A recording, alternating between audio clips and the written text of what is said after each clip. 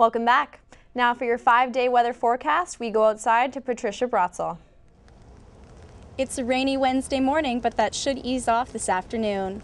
Morning showers will make way for a cloudy evening. Today, we're looking at a low of 6 and a high of 18. Thursday morning should be mainly sunny, but that will give way to rainy periods in the late afternoon. There will be a low of 12 and a high of 17. Friday is another cloudy day with a 30% chance of showers, a low of 7 and a high of 14. The rain continues into the weekend with a 70% chance of showers on Saturday, a low of 7 and a high of 13. The rain should hopefully come to an end by Sunday, though, with a low of 6 and a high of 14. That's all for your 5-day weather forecast. Now back to you in the studio. Thanks, Patricia. Now turning to national and international news. It was a heated night at Hofstra University in Long Island as President Barack Obama and Governor Mitt Romney squared off in round 2 of the presidential debates. The town hall audience was made up of undecided voters. Many analysts say Obama recovered from a weak performance in the first debate to come out ahead.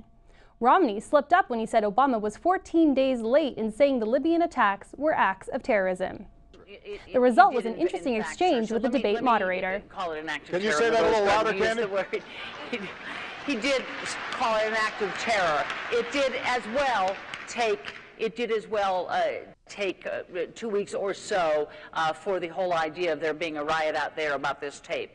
But they'll tell you Obama was also considered to have scored a win in his rebuttal to Romney's 5-point plan. Governor Romney doesn't have a 5-point plan, he has a 1-point plan. And that plan is to make sure that folks at the top play by a different set of rules. Last night's debate is receiving lots of attention online. Romney's answer to a question about the role of women in politics seemed to take on a life of its own. Groups and said, "Can you help us find folks?" And they brought us whole binders full of women. The hashtag #BindersFullOfWomen started trending on Twitter, and memes flooded the internet. A Twitter account called @Romney'sBinders gained 13,000 followers, and over 20 Facebook sites were also created. The third and final debate is scheduled for Monday, October 22nd, and will focus on foreign policy. Many people in Cuba are celebrating today. For the first time in 51 years, the government has decided to abolish exit visa requirements, which have previously prevented citizens from traveling abroad easily. This change fulfills a promise that President Raul Castro made last year. Some say with more Cubans traveling, more money might be infused into the country's economy. However, even with this advancement, the government still has many caveats which can be exercised to keep people in the country. The new law will come into effect January 14th of next year. $155 million will go towards Canada's cybersecurity efforts.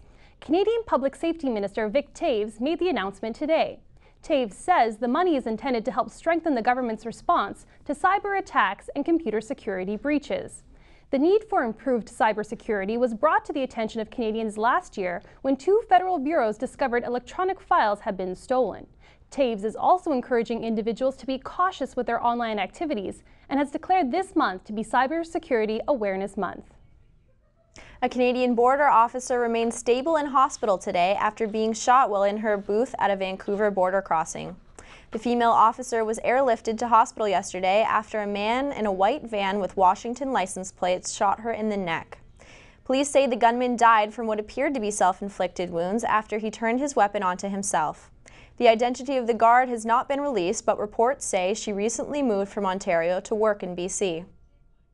Dropped calls, high fees, and broken screens. Grassroots organization Open Media launched cellphonehorrorstory.ca today, asking citizens to tell the CRTC about their cell concerns. The launch is in response to the CRTC's decision to create national regulations for cell phone companies to help protect customers. The CRTC requested that citizens voice their concerns about cell standards, and Open Media offers an easier way for people to do so. An unusual protest march is being planned for Washington. The Muppets and their fellow puppeteers are expected to make an appearance in D.C. to defend PBS funding. The march is scheduled for November 3rd, just 3 days before the U.S. election. Reports say more than 1,000 public broadcasting supporters are expected to show up in Washington's National Mall, where the event will take place. News of the puppet meeting came after presidential candidate Mitt Romney called for eliminating funding to PBS. And now with your sports, here's William Key.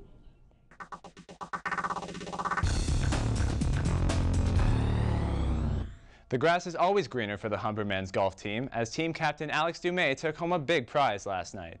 Dumais made room on the mantle for his first CCAA All-Canadian award, which makes it the first All-Canadian award he's won.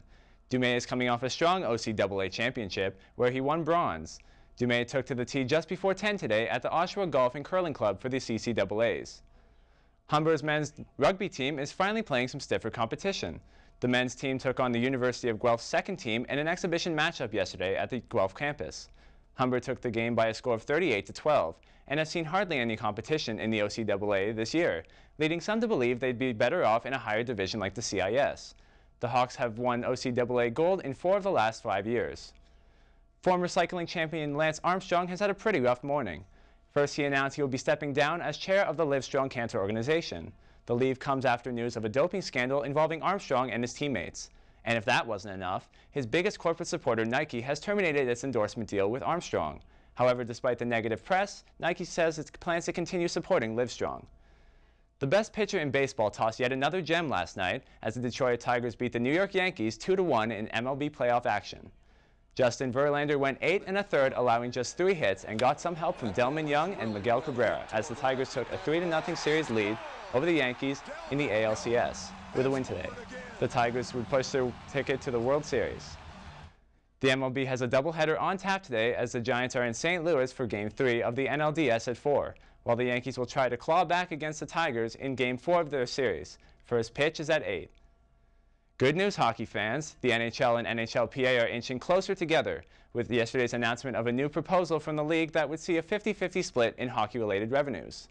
The new deal is contingent on the NHL fitting in a full 82-game schedule starting November 2nd. NHLPA Director Donald Fear wouldn't quite endorse the new proposal, but was optimistic that it's a step in the right direction.